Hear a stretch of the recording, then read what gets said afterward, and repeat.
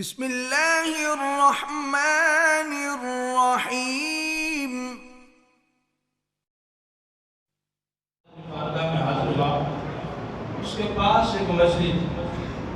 عرض کرنے لگا یا رسول اللہ صلی اللہ علیہ وسلم، 3 دن ہو گئے، 3 راتیں ہو گئی، میں اس مچھلی کو پکا رہا ہوں مگر یہ پک نہیں رہی۔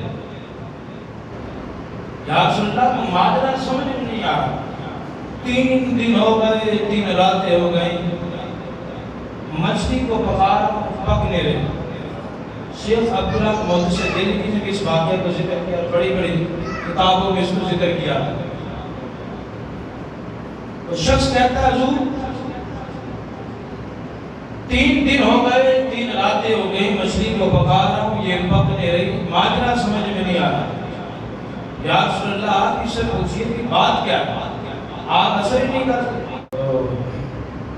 نبی کریم صلی اللہ علیہ وسلم نے اس مچھلی کو مخاطب کیا، فرمایا کہ اے مچھلی تم پر آگ اثر کیوں نہیں کرتی؟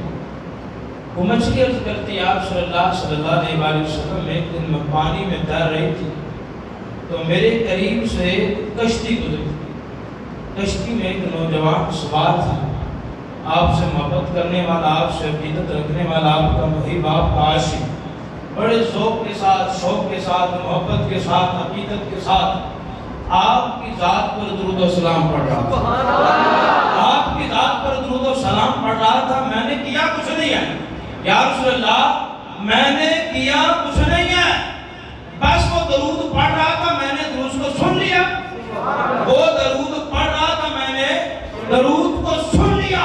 نبی کریم صلی اللہ علیہ وسلم نے ارشاد فرمایا میرے صحابی، اس نے صرف توجہ کے ساتھ درود و سلام سنا ہے، اور یہ یاد رکھنا کہ دنیا کی آگ تو کیا جہنم کی آگ بھی اس کے اوپر اثر نہیں کر سکتی۔ میں آپ کو بتانا چاہوں گا، ارے بابا وہ مچھلی اگر درود سن لے تو اس کے اوپر آگ اثر نہیں کرتی۔ محمد عربی کا غلام ذوق کے ساتھ، شوق کے ساتھ، محبت و عقیدت کے ساتھ جب درود پڑھے گا اس کی شخصیت کے اوپر آگ اثر کیسے کرے؟ سبحان اللہ۔ جانباً سامعین کرام، وہ شخص نبی کریم صلی اللہ علیہ وسلم سے محبت کرنے والا، پیار کرنے والا، عقیدت رکھنے والا، جب درود و سلام پڑھتا ہے وہ سننے کا عالم یہ ہے کہ اس کے اوپر آگ اثر نہیں کرتی، اور جو پڑھتا ہے اس کے اوپر آگ اثر کیسے کر سکتی؟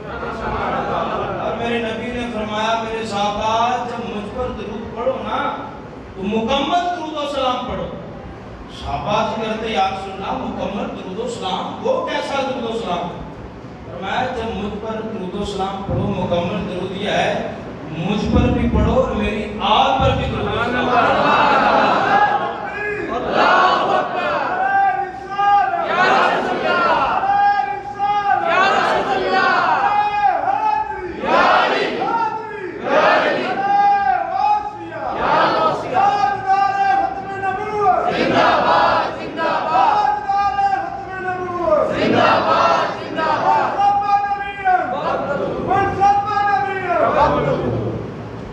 عزیزان من سامعین کرام، فرمایا جب مجھ پر درود پڑھو تو پورا پڑھو، میری ذات پر بھی پڑھو اور میری آل پر بھی درود و سلام۔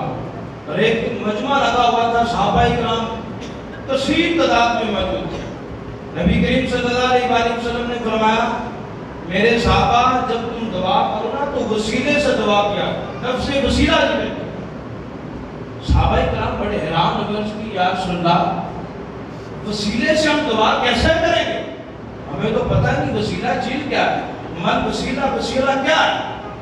نبی کریم صلی اللہ علیہ وسلم نے فرمایا وسیلہ یہ ہے کہ جب تم دعا کرو تو میرا صدقہ دے کر، علی کا صدقہ دے کر، فاطمہ کا صدقہ دے کر، حسن و حسین کا صدقہ دے کر دعا کرو کہ اللہ تمہاری دعا کو قبول کرے، اللہ تمہاری